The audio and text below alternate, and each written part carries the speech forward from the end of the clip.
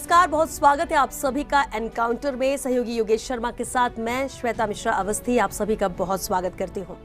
आज एनकाउंटर में हमारे साथ बेहद खास मेहमान मौजूद हैं। प्रदेश कांग्रेस की राजनीति के चमकते सितारे, बीकानेर के ब्राह्मण नेता और राज्य के शिक्षा मंत्री डॉक्टर बी डी कल्ला जी हमारे साथ हैं। बहुत स्वागत है बी डी कल्ला जी आपका एनकाउंटर में। प्रदेश कांग्रेस के अध्यक्ष और नेता प्रतिपक्ष भी रहे डॉक्टर बी डी कल्ला शिक्षाविद हैं, वेदों के ज्ञाता है और प्रकांड पंडित भी कहे जाते हैं। बीकानेर की राजनीति को देश के सियासी पटल पर पहचान दिलाने वाले, कहा जा सकता है कि रोज योग करने वाले और साथ ही कांग्रेस पार्टी के अंदर सेकुलरवादी चेहरा होने के साथ साथ सनातन की बात करने वाले, संस्कृत में श्लोक बोलने वाले डॉक्टर बी डी कल्ला की देश की राजनीति में एक अलग पहचान है। कल्ला साहब, पहला सवाल तो यही है कि क्या इस बार ट्रेन रुकवा कर टिकट लेंगे या अपने आप ही मिलेगी? देखिए, पहले भी मैंने ट्रेन नहीं रुकवाई थी।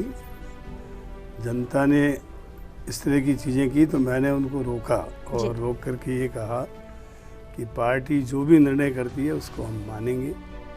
और मैंने स्वयं, मेरे को ये कहा गया कि आपकी जगह आपकी पत्नी, आपके बच्चों को या आप जिस किसी को भी कहें उसको हम टिकट देने के लिए तैयार हैं।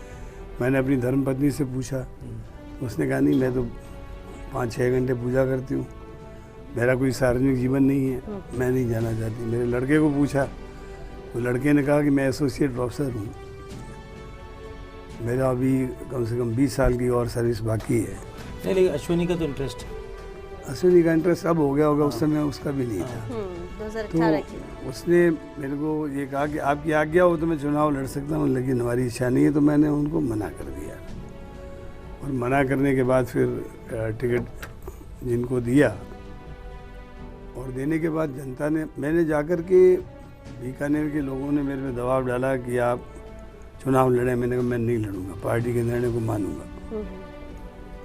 और मैंने अपील की, उस समय की अपील लोगों के पास रिकॉर्ड की हुई है कि आप किसी भी प्रकार की कोई ऐसी बात न करें जो मुझे पसंद नहीं हो। मैं आपको कोई बात कहनी है तो आप लोकतांत्रिक तरीके से अपने हाईकमान को पहुंचाएं।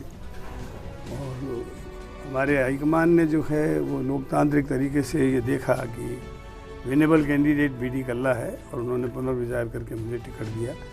इस बार मैं विनेबल कैंडिडेट हूँ, लेकिन उसके बावजूद जीता हुआ हूँ। कल्ला साहब, उसके बावजूद मुख्यमंत्री के ओएसडी लोकेश शर्मा वहाँ लगातार सक्रिय होते हैं, टिकट की बात भी करते हैं। हालांकि जब आपने कहा कि मैं खुद ही चुनाव लड़ूंगा तो वो पीछे हट गए।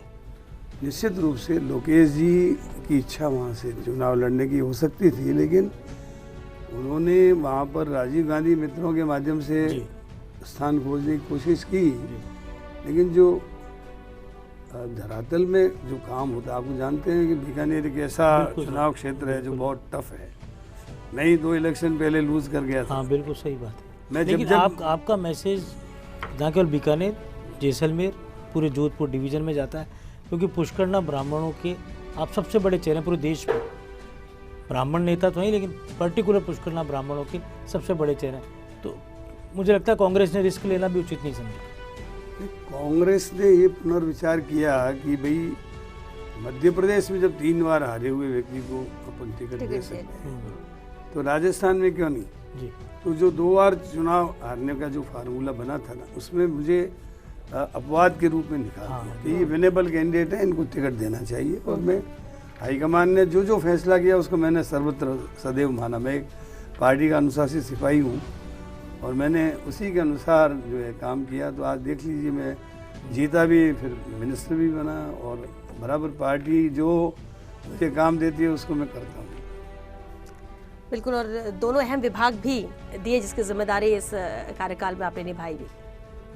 खास तौर से अंग्रेजी शिक्षा के स्कूल डोटासरा जी के कार्यकाल में खोले गए, कई नवाचार हुए। क्या मानते, क्या ऐसी बातें जो शिक्षा महकमे में हुई और जो माइलस्टोन कही जा सकती है आपके कार्यकाल की? देखिए, अंग्रेजी माध्यम के स्कूल निश्चित रूप से डोटासरा जी ने शुरू किए और आज आपको जानकर खुशी होगी कि 3700 स्कूलों में हमने Mahatma Gandhi English medium school खोल दिए। और उसकी विशेषता ये रही कि विद्याधर नगर में एक स्कूल है जयपुर का, उसमें 30 सीटें थी, 2600 प्रार्थना पत्र आए और उसमें लॉटरी से पत्रकारों के माध्यम से हमने लॉटरी निकलवाई और मात्र 30 एडमिशन हुए और अच्छे अच्छे लोग रह गए। कोई सिफारिश नहीं, किसी का रिजर्वेशन नहीं, मंत्री का, किसी IAS अफसर का या किसी अधिकारी का, सब लॉटरी से आम आदमी जो मीडियोकर्स हैं, बहुत गरीब हैं, झुग्गी झोंपड़ी के लोग हैं, जो अंग्रेजी माध्यम से पढ़ना चाहते हैं, ऐसे लोगों को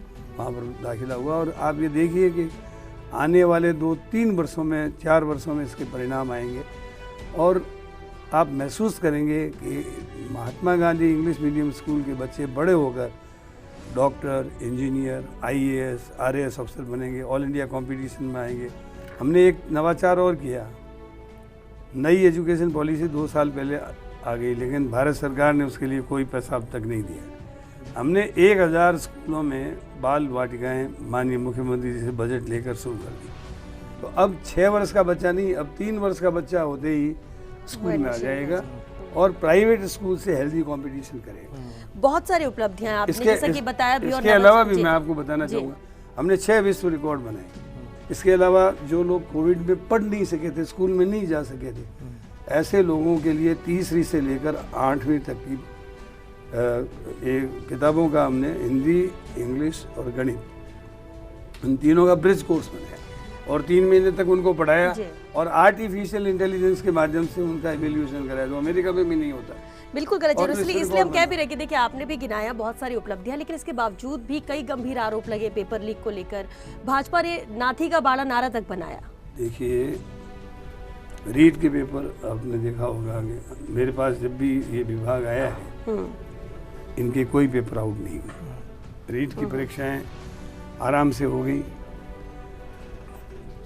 पूरे देश में यदि आप इतिहास उठा करके देखें, सेना का पेपर आउट हो गया पूना में, कोई ऐसा प्रदेश नहीं है। ये एक तरह से पेपर माफिया है। इसके लिए राजस्थान के माननीय मुख्यमंत्री जी अशोक जी गहलोत ने ये कहा था कि हम कड़क कानून बनाएंगे, कड़ा कानून बनाएंगे, बन चुका है। अब इसमें 10 से 12 साल तक की जेल, उनकी संपत्ति को सीज करने का प्रावधान और इसके साथ साथ जो सख्त कानून बनाए, इसी के कारण से आप देखो रीट का पहला पेपर, दूसरा पेपर बिना किसी नकल के हो गया। और हमने आप देखो 48,000 में से लगभग 36,000 लोगों को तो नियुक्तियां दे दी है और जिनके रिजल्ट आने बाकी है वो बाकी रहे हैं। और जैसे जैसे रिजल्ट आए हैं, शिक्षा विभाग ने अब तक 90,000 नौकरियां पिछले साल तक और इस साल करीब 36, 5, 41, 42, करीब 45,000 लोगों को नियुक्तियाँ और दे दी हैं। लेकिन 3rd ग्रेड टीचर्स के तबादले का जो मुद्दा था वो ऐसे ही रह गया, कोई प्रगति हुई नहीं। थर्ड ग्रेड टीचर के लिए हमने पॉलिसी बना के दी। तो पहली बार जब पॉलिसी बनाई तो ये कहा गया कि भाई इसमें कुछ चीज़ें जो हैं और सम्मिलित कर लीजिए, वो सम्मिलित कर दी। फिर ये कहा गया कि DOP ने कि भाई अन्य राज्यों में जो प्रैक्टिसेस हैं उनको भी आप संकलित कर लीजिए। तो उसमें बहुत कम राज्यों से इन्फॉर्मेशन आई, लेकिन जो आई उनको हमने दे दिया था। इस बीच में आप देख रहे हो 1 जनवरी 23 से लेकर अब तक तमाम विभागों के स्थानांतरणों पर प्रतिबंध था। यदि DOP का प्रतिबंध हट जाता तो पॉलिसी हमारी करीब तैयार थी और माननीय मुख्यमंत्री जी भी इसको करने के लिए तैयार थे। लेकिन अब आप देखेंगे कि हमारे चुनाव घोषणा पत्र में ये बात आएगी कि पॉलिसी तैयार है, पॉलिसी के अनुसार 3rd ग्रेड टीचर्स को राहत दी जाएगी। गल्ला जी, राजस्थान में काफ़ी संख्या में पैनोरमा बनाए गए, उसमें से अधिकांश बंद पड़े हैं। संचालन नीति यहाँ पर नहीं बन पाई, क्योंकि आप कला संस्कृति मंत्री है, इस पर क्या कहेंगे? पैनोरमा का जहाँ तक सवाल है, हमने नीति बना दी है। SDM की अध्यक्षता में हर SDM के स्तर पर कमेटी बनी हुई है। वो अपने स्तर पर स्थानीय लोगों का सहयोग लेकर और वहाँ पर 2 आदमियों को रख सकता है, संविदा के आधार पर, निविदा के आधार पर, और उसका कई जगहों पर संचालन चल रहा है। लेकिन कुछ पैनोरमा अभी तक आधे अधूरे हैं, पूरे नहीं है। वहाँ वो बन जाएंगे तो उनकी भी व्यवस्था SDM संबंधित आदमी कर देगा। हमने आपको मैं कई जगह के उदाहरण दे सकता हूँ जहाँ पर SDM जो है उनको चला रहे हैं। लेकिन एक और अहम सवाल है कि जयपुर में इंटरनेशनल टाउन हॉल और म्यूजियम का भी सपना था, वो सपना ही बनकर रह गया। और कई बार ऐसा लगता है कि आरटीडीसी हो या पर्यटन विभाग हो, उसकी कार्यकारी एजेंसी बनकर ही आपका विभाग रह गया। इंटरनेशनल कन्वेंशन सेंटर बना है ना ITF धनाना डूंगरी में। म्यूजियम की बात कर रहे हैं जी। म्यूजियम हमारा तैयार है, उसका उद्घाटन कर दिया हवा महल का, तो ये माननीय मुख्यमंत्री जी ने कर दिया ना। अभी कोई मेरे ख्याल में 10 रोज पहले ही उसका उद्घाटन हुआ है। हवा महल में म्यूजियम बन चुका है, उसकी पहली स्टेज शुरू हो चुकी है। माननीय मुख्यमंत्री जी ने और मेरी अध्यक्षता में उसका उद्घाटन हो चुका है और पूरी तरह से बनकर तैयार है। नहीं, उसमें अभी तक जो एक सेकंड पार्ट है उसको पूरा करना है, लेकिन उसमें करीब करीब मेरे अंदाज से 64 करोड़ रुपये या 34 करोड़ रुपये जो है, मुझे पूरा फिगर याद नहीं है अभी, लेकिन वो उसके फर्स्ट स्टेज पूरा हो चुका है, उसका उद्घाटन भी हो चुका है। यानी आप ये कह रहे हैं कि जितनी चीजें कही गई, जो करना था काम, कोई अधूरा नहीं रह गया है, लगभग पूरा है। हाँ, उसमें मैंने आपको बताया ना, सेकंड स्टेज जो है ना, कई बार क्या होता है, कोई प्रोजेक्ट होता है, उसका प्रथम चरण, द्वितीय चरण उसका बाकी है, लेकिन प्रथम चरण पूरा हो चुका है और उसका उद्घाटन भी हो चुका है। चलिए कला जी, सवालों का सिलसिला आगे भी जारी रहेगा। एनकाउंटर में आज आप मौजूद हैं, कुछ और तीखे सवाल है जो आपसे लेंगे, लेकिन फिलहाल एक छोटे से ब्रेक के लिए यहाँ रुकेंगे। जल्द लौटेंगे इस ब्रेक के बाद, आप बने रहिए हमारे साथ।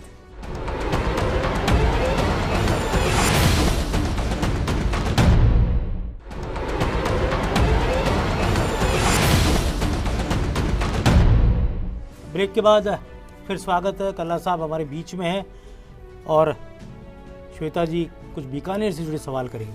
बिल्कुल कल्ला जी, एक अहम सवाल है। रामेश्वर डूडी के स्वास्थ्य का पाया कमजोर होने की वजह से नजर आता है कि क्योंकि शहरी सियासत के साथ साथ अब आपको ग्रामीण सियासत पर भी फोकस करना पड़ेगा, साधना पड़ेगा, कैसे करेंगे? देखिए, मैं और रामेश्वर जी गाँव और शहर दोनों में एक साथ मीटिंग करते हैं और निश्चित रूप से उनके बीमार होने से 1 और 1 11 होते हैं। आज रामेश्वर जी और मैं दोनों एक साथ जाए, उसका एक व्यापक असर पड़ता है। तो भगवान से प्रार्थना करते हैं कि वो जल्दी ठीक हो। हम सब भी दुआ करते हैं, प्रार्थना करते हैं। तो निश्चित रूप से हम लोग सब मिलकर के, जो हमारे साथी हैं, चुनाव में हम दौड़ेंगे और दौड़कर पार्टी को जिताएंगे। कल्ला साहब, गहलोत साहब ने बहुत भरोसा दिखाया आपके ऊपर इस पूरी सरकार में। ऊर्जा मंत्री, जलदाय मंत्री, शिक्षा मंत्री, कला और संस्कृति विभाग भी पूरा आपके पास है। इस बार कुछ अलग तरह की बॉन्डिंग दिखी। हमेशा ही आपने देखा होगा कि 98 से 2003 में मेरे पास में माननीय मुख्यमंत्री जी ने स्वयं अपने विभाग दे रखे थे। मैं ऐसा सौभाग्यशाली मंत्री रहा हूँ जिसके पास माननीय मुख्यमंत्री जी के पोर्टफोलियो रहे। तो काम करने की मेरी आदत रही है, बल्कि मैंने ही आगे बढ़कर, कोई आदमी ये नहीं कहता कि मेरे विभाग ले लो, मैंने आगे बढ़कर के कहा कि मेरे पास काम बहुत है, आप दूसरों को काम दीजिए। लेकिन कल्ला जी, राजनीति में या पहले की 2 सरकारों में भी बात की जाए, आपको कभी भी गहलोत कैंप का नहीं माना गया, जबकि हो जाता है कि अटैचमेंट की ये स्कैम का है, वो उस कैम का है। आप पर कभी भी ये कह सकते ठप्पा नहीं लगा। लेकिन इस बार अशोक गहलोत के साथ की बॉन्डिंग, कारण आप क्या मानते हैं? आपको कैंप में कभी माना भी नहीं गया, लेकिन इस बार की बॉन्डिंग हर बार से बिल्कुल जुदा थी, अलग थी। देखिए, ये तो पत्रकार एक तरीके से मान, हम लोग सब कांग्रेस की बॉन्डिंग के लोग हैं और कांग्रेस कैंप भी एक कांग्रेस। निश्चित रूप से आप जानते हैं कि जो नेतृत्व होता है और जिसके साथ रहते हैं उनका साथ निश्चित रूप से देना चाहिए। लेकिन हम ट्रू कांग्रेस में हैं, हमने कांग्रेस का काम किया है, कांग्रेस के सिद्धांतों पर काम किया है। लेकिन श्वेता जी का प्रश्न आगे बढ़ा रहा हूँ मैं। आपको तटस्थ माना जाता था, आपको आलाकमान का आदमी कहा जाता था, या आलाकमान के आप चहेते कहे जाते थे। आप किसी ग्रुप में नहीं माने जाते थे। आप प्रदेश कांग्रेस अध्यक्ष भी रहे, लीडर ऑफ कोई अपोजिशन काम नहीं किया हमने। आलाकमान के हमेशा हम लोग उसमें रहे, कॉन्फिडेंस। सवाल बीकानेर का। अर्जुन राम मेघवाल देश के कानून मंत्री हैं, अब देवी सिंह भाटी भी भारतीय जनता पार्टी में लौट चुके हैं। तो एक मजबूत चुनौती आपको लगता है कि अर्जुन मेघवाल और देवी सिंह भाटी एक रह पाएंगे, और क्या बीजेपी मजबूत चुनौती बन पाएगी वहाँ कांग्रेस के लिए? देखिए, बीजेपी का राज्य स्तर से लेकर और जिला स्तर पर जी, आपने देखा होगा कि जैसे इलेक्शन की आचार संहिता लगी और उसके साथ साथ बीजेपी की जो पहली लिस्ट आई, तो घमासान शुरू हो गया आपके, चाहे विद्याधर नगर हो, चाहे राजपाल सिंह की कॉन्स्टिट्यूंसी हो, जोटवाड़ा हो, और पूरे प्रदेश में 6-6 7-7 मुख्यमंत्री के चेहरे हैं, वैसे ही हमारे यहाँ भी बीकानेर में जो आपने बताया, निश्चित रूप से वो देवी सिंह जी को आने में आप जानते हो काफ़ी मशक्क़त करनी पड़ी। तो कुल मिलाकर के हर जगह बीजेपी में इस बार पहले जैसी स्थिति नहीं है। एक तो आपको मैं ये बताना चाहता हूँ कि कांग्रेस गवर्नमेंट के खिलाफ एंटी इनकम्बेंसी नहीं है। किसी XYZ के खिलाफ हो सकती है, जनप्रतिनिधि के खिलाफ, लेकिन कांग्रेस गवर्नमेंट के प्रति लोगों की रुझान है कि इन्होंने इस गवर्नमेंट ने अच्छा काम किया, गरीबों के लिए काम किया, आम आदमी के लिए काम किया, किसानों के लिए काम किया। लेकिन दूसरी ओर भारतीय जनता पार्टी के जो नेता परिवर्तन की बात करते हैं, देश की जनता, प्रदेश की जनता परिवर्तन केंद्र में चाहती है। उसका कारण ये है कि उन्होंने ये कहा था कि हम 15 लाख रुपये हर एक के खाते में डालेंगे, 15 पैसे नहीं डाले, 2 करोड़ लोगों को हम रोज़गार देंगे। 9 वर्ष में 18 करोड़ लोगों को रोज़गार मिलना चाहिए था, मिला नहीं, लाखों में। और फिर अग्निपथ की योजना लाई। अग्निपथ की योजना ऐसी निर्मूल साबित हुई कि 4 वर्ष की नौकरी, उसके बाद कोई पेंशन नहीं, कोई सेवानिवृत्ति का परिलाभ नहीं। इसके साथ साथ महंगाई कम करने का वादा किया था, रोज़गार बढ़ाने का वादा किया था, बेरोज़गारी बढ़ गई, महंगाई बढ़ गई, मुद्रास्फीति एकदम बढ़ गई। और 2000 का नोट इन्होंने शुरू किया, इन्होंने बंद कर दिया। क्यों तो चालू किया, क्यों बंद किया, कोई जवाब नहीं है। और इसके साथ साथ जो डीजल और पेट्रोल का दाम कम करने की बात की थी, इंटरनेशनल लेवल पर क्रूड ऑयल के भाव मनमोहन सिंह जी की गवर्नमेंट की तुलना में कम है, लेकिन उस समय 56 रुपये में पेट्रोल मिलता था, आज 100 रुपये के पार कर गया। गैस की कीमत 1118-20 रुपये हो गई। तो ये अभी जब राजस्थान में 500 रुपये में गैस का सिलेंडर देना शुरू किया, तब जाकर के 200 और फिर 100 रुपये कम किए इन्होंने। तो कुल मिलाकर के आज परिवर्तन लोग चाहते हैं केंद्र में, क्योंकि केंद्र सरकार ने जो वादे किए थे वो नहीं। मेरा सवाल ये कि भाटी जी आ तो गए बीजेपी में, क्या अर्जुन मेघवाल, देवी सिंह भाटी के मन मिल पाएंगे? ये तो देखो कोई दोनों बता सकते हैं, लेकिन जो स्थानीय परिस्थितियां हैं उसके अनुसार आपका प्रश्नवाचक चिन्ह सही है। लेकिन कांग्रेस के लिए चुनौती आप मानते हैं क्या, उनका आना, या कुछ वहाँ के समीकरण बदलेंगे? आप तो वहाँ की ज़मीनी हकीकत ज़्यादा बेहतर जानते हैं, आपको लगता है कोई फ़र्क पड़ेगा?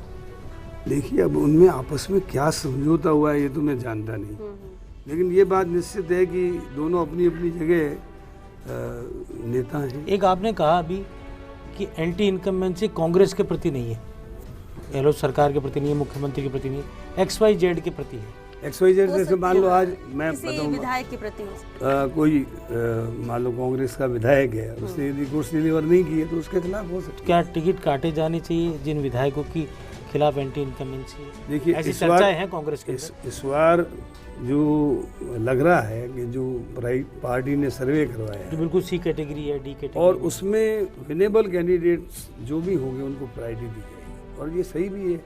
Winnable should be the only criteria for giving ticket.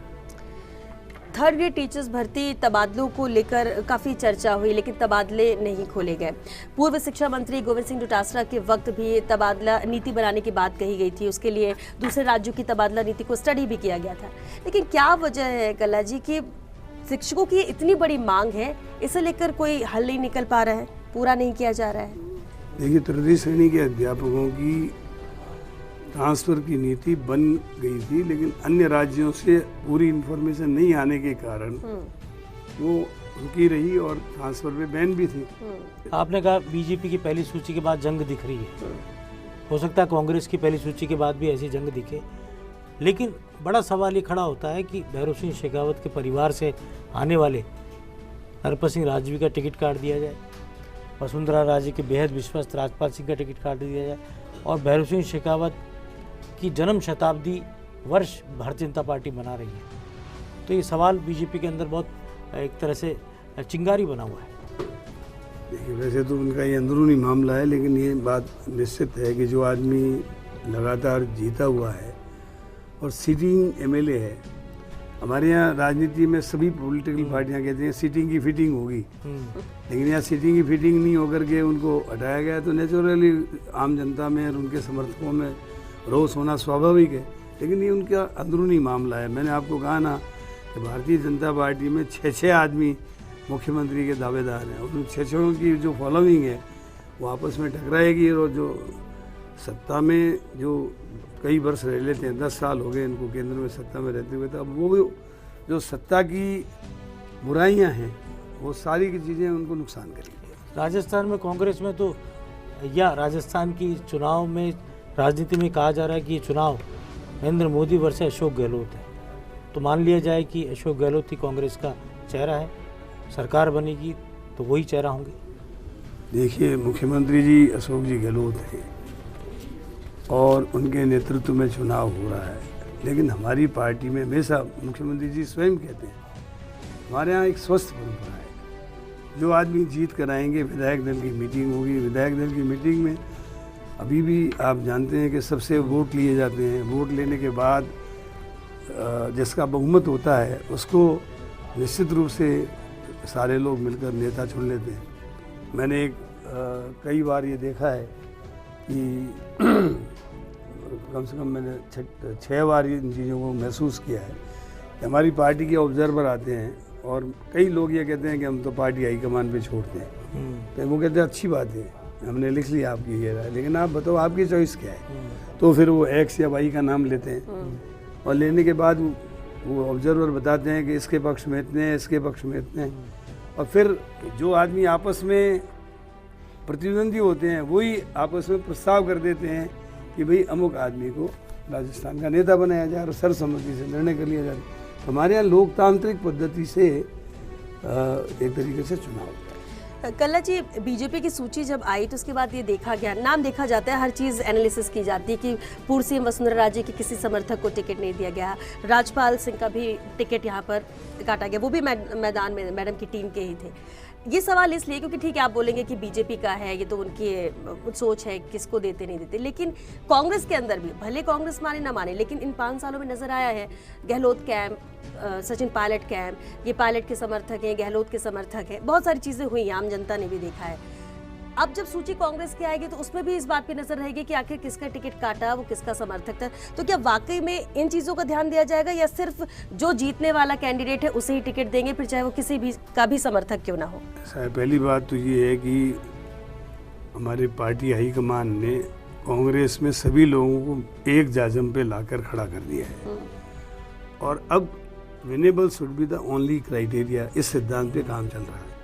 तो सभी लोगों को सर्वे रिपोर्ट बताकर सबको बिठा के सर्वसम्मति से फैसले होंगे, और मुझे उम्मीद है कि राजस्थान में कोई अपवाद के रूप में कहीं कोई भी कुछ हो सकता है, लेकिन बड़े चेहरे तो बागी नहीं हो जाएंगे, उनके लिए कांग्रेस ही सब कुछ है। कमोबेश सर्वसम्मत निर्णय लिए जाएंगे और सब मिलकर चुनाव लड़ेंगे, सब एक साथ रहेंगे। क्या टिकट का कोई फॉर्मूला होगा? आप तो खुद भी अध्यक्ष रहे हैं, क्या अबाउ 70 टिकट दिए जाएंगे या अबाउ 75 टिकट काटे इसके लिए तो हमारे सुखजिंदर सिंह जी ने कह दिया ना, इनेबिलिटी इनेबिलिटी का क्राइटेरिया रहेगा। आखिरी सवाल आपसे, बीकानेर का आपका ये चुनाव क्या आखिरी चुनाव रहेगा? ये तो देखो मैं नहीं कह सकता, लेकिन ये मैं चाहता हूँ कि कोई न कोई नौजवान आ जाए, क्योंकि अगले बार मैं भी करीब 78-79 साल का हो जाऊँगा, तो मैं किसी न किसी को तैयार करूंगा, ऐसी कोई बात नहीं। मैं तो इस बार भी तो घर से ही तैयार करेंगे या फिर कोई भी जो उस काबिल होगा? नहीं, मेरे को तो पिछले बार भी कहा था, मेरी पत्नी को कहा कि आप टिकट ले लो, मेरे लड़कों का सबने मना कर दिया। पिछली बार तो परिवार में उतना इंटरेस्ट नहीं था, इस बार तो इंटरेस्ट भी ले रहे हैं आपके घर के सदस्य भी, तो क्या नहीं, कोई इंटरेस्ट नहीं ले रहा है। हो सकता है 5 साल बाद ले, आपने जैसा कहा कि तैयार अभी तक करेंगे। कोई परिवार इनका राजनीतिक है, ब्रदर भी पूरे राजनीतिक है। नहीं, हमारे भतीजे वगैरह जरूर इंटरेस्ट रखते हैं, लेकिन मेरे खुद के लड़के वगैरह कोई इंटरेस्ट नहीं रखते। तो बीडी कल्ला खुद भी लड़ सकते हैं, किसी को तैयार भी कर सकते हैं। हाँ बिल्कुल, लेकिन चुनावी मैदान में रहेंगे निश्चित रूप से मैं किसी, क्योंकि आप खुद राजनीतिक तौर पर एक चलती फिरती पाठशाला रहे, एक बहुत लंबा अतीत आपका राजनीतिक तौर पर देखा गया है। आप नई पीढ़ी को तैयार करने का दायित्व भी आलाकमान आपको दे सकता है, या केंद्र की राजनीति में भी आप जा सकते हैं। जहाँ भी पार्टी उपयोग करेगी जीवन पर्यंत पार्टी का काम करेंगे, लेकिन मैं तो इस बार भी ये सोच रहा था कि कोई न कोई नौजवान हो तो मैं उस पर रख दूँ, लेकिन अभी तक कोई है नहीं। और बीकानेर खुद भी लगते हैं बिल्कुल, जिस तरह से आप इतने सारे विभाग एक साथ संभाल रहे हैं, दिन रात काम कर रहे हैं, तो ऐसे में जरूरत ही नहीं लगती होगी आलाकमान को भी कि किसी नौजवान की जरूरत है। आप तो नौजवानों को ही टक्कर दे रहे हैं बीडी कल्ला जी। मेरे द्वारा जो भी काम किए गए, मैंने 5 नए कॉलेज बनाए हैं इस कार्यकाल में। पिछले कार्यकालों में मैंने 4 यूनिवर्सिटियाँ गवर्नमेंट की, 1 प्राइवेट, 4 इंजीनियरिंग कॉलेज और उसके अलावा महिला पॉलिटेक्निक, महिला ITI, महिला BEd कॉलेज और सीवरेज सिस्टम, ऊन मंडी, अनाज मंडी, सब्जी मंडी, 4 नेशनल लेवल के institute, national camel breeding farm, national horse breeding farm, national institute for arid horticulture, Acharya Tulsi cancer research institute, ऐसे अनेक कार्यक्रम हमने बीकानेर को दिए हैं, जिससे बीकानेर की जनता को बस स्टैंड हमने बनाया बीकानेर का, था ही नहीं फिर भी बीकानेर। एक पुल अधूरा है वहाँ आज भी। बीकानेर में आप देखिए 5-6 पुल बना दिए, और जो कोर्ट गेट और सांखला फाटक का जो पुल जिसकी आप बता रहे हैं, उसके लिए 35 करोड़ रुपये मंजूर हो गए। वो भी वो तो सपना अभी- हो जाएगा पूरा जल्दी। 6 महीने के अंदर अंदर गारंटी है कि वो पुल बनेंगे। लैंड एक्विजिशन का काम चल रहा है और बहुत शीघ्र बीकानेर में कोई रेलवे के फाटक नहीं रहेगा। अभी मैंने रानी बाजार में एक अंडरब्रिज माननीय मुख्यमंत्री जी से लोकार्पित करा है, और इधर आपके पूरब में लालगढ़ और इंदिरा गांधी कैनाल प्रोजेक्ट का जो ऑफिस है, उसमें करीब करीब 70 करोड़ रुपये खर्च हो चुके हैं, 20-22% काम बाकी रहा है। और कोर्ट गेट के ये जो फाटक हैं, अंडरब्रिज बन जाएंगे तो पूरे शहर में कहीं फाटक की प्रॉब्लम नहीं रहेगी। वैसे रानी बाजार में रोड ओवरब्रिज, इधर आपके हमारा MS कॉलेज का जो गजनेर, पुराना गजनेर रोड है वहाँ पर, और मेन जैसलमेर रोड है वहाँ पर, इन सब जगहों पे मैंने पुल बना दिए हैं। चलिए, बहुत लंबी बातचीत BD कल्ला जी से हुई, और ख़ास तौर पर बहुत ही तीखे सवालों का बहुत सदा हुआ जवाब हमें उनसे मिला। चुनावी बिगुल बज चुका है, रण में उतरने को कल्ला साहब भी तैयार है। एनकाउंटर में फिर मुलाकात आपसे होगी। मैं और श्वेता मिश्रा अवस्थी लेते हैं विदा। नमस्कार, जय हिंद। नमस्कार।